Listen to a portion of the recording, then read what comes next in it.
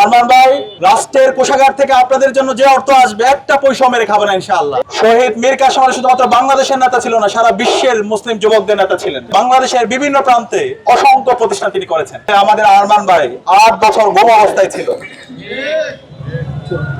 ইতিহাসের সবচেয়ে বড় জুলুম করা হয়েছে ওনার উপর এবং ওনার পরিবারের উপরে। আরমান ভাইয়ের শ্রদ্ধেয় পিতা বাংলাদেশ ইসলামী ছাত্র শিবিরের প্রতিষ্ঠাকালীন সভাপতি শহীদ মীর কাসেম আলী চাচা সারাটা জীবন তিনি মানবতার জন্য কাজ করেছেন। এই অঞ্চলের মানুষের মুক্তির লড়াইয়ের নেতৃত্ব দিয়েছেন। শহীদ মীর কাসেম আলী শুধুমাত্র বাংলাদেশের নেতা ছিল না, সারা বিশ্বের মুসলিম যুবকদের নেতা ছিলেন। শহীদ মীর কাসেম আলী বাংলাদেশের পার্বত্য চট্টগ্রামে যারা চাকমা, মারমা, ত্রিপুরা, রাখাইন আছে তাদের জন্য তিনি কাজ করে গিয়েছেন। পার্বত্য চট্টগ্রামে অসংখ্য স্কুল করেছেন, কলেজ করেছেন, হাসপাতাল করেছেন। একই সাথে বাংলাদেশের বিভিন্ন প্রান্তে অসংখ্য প্রতিষ্ঠান তিনি করেছেন। ওনার সন্তান আমাদের আরমান ভাই আজকের ঢাকা 14 আসনের প্রার্থী। ঢাকা 14 আসনের যারা বাসিন্দারা আছে, আমি বিশ্বাস করি আরমান ভাইকে আগামী 12 ফেব্রুয়ারি গণরায় প্রদানকারের মাধ্যমে, ব্যালট বিপ্লবের মাধ্যমে ব্যাপক ব্যবধানে বিজয় করবে ইনশাআল্লাহ। আমি কথা দিচ্ছি আরমান ভাই আপনাদের যে অধিকার, প্রত্যেকটা অধিকার আপনাদের কাছে ফিরে দিবেন ইনশাআল্লাহ। আরমান ভাই শাসক হবে না, আরমান ভাই আপনাদের সেবক হবে ইনশাআল্লাহ। আরমান ভাই রাষ্ট্রের কোষাগার থেকে আপনাদের জন্য যে অর্থ আসবে একটা পয়সা মেরে খাবেন না ইনশাআল্লাহ।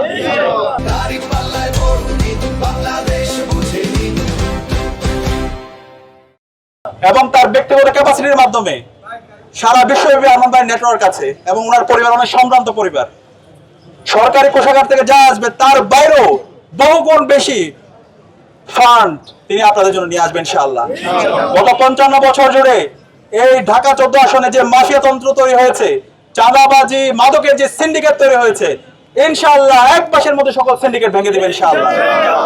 আমরা আশা করব ইনশাআল্লাহ এই ঢাকা 14 আসনের যারা ভোটাররা আছে সবচেয়ে বড় ব্যবধানে আগামীর বাংলাদেশের প্রধানমন্ত্রী ডক্টর শফিকুর রহমানকে এই আসনটা উপহার দিবেন ইনশাআল্লাহ। আপনারা কি পারবেন ইনশাআল্লাহ? ইনশাআল্লাহ। ইতিমধ্যে বাংলাদেশের তরুণরা তারা সিদ্ধান্ত নিয়ে নিয়েছে ইনসাফের পক্ষে। বাংলাদেশের জুলাই বিপ্লব পরবর্তী 5টা ক্যাম্পাসে ছাত্র সংসদ নির্বাচন হয়েছে।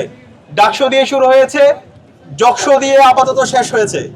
এই 5টি ক্যাম্পাসেই তরুণরা ইতিমধ্যে ইনসাফের পক্ষে অবস্থান নিয়েছে ইনশাআল্লাহ। সর্বশেষ জকসুতে যে ফলাফল হয়েছে, আগামী 12 ফেব্রুয়ারি একই ফলাফল হবে ইনশাআল্লাহ।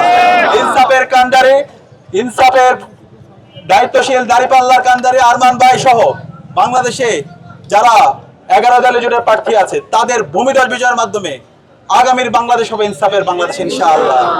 আজকের এই পথসভায় যারা উপস্থিত হয়েছেন আমি তাদেরকে আন্তরিকভাবে ধন্যবাদ জানাচ্ছি। একই সাথে 12 ফেব্রুয়ারি পর্যন্ত আমাদেরকে সতর্ক থাকতে হবে। বিভিন্ন ধরনের ষড়যন্ত্র এবং চক্রান্ত হচ্ছে।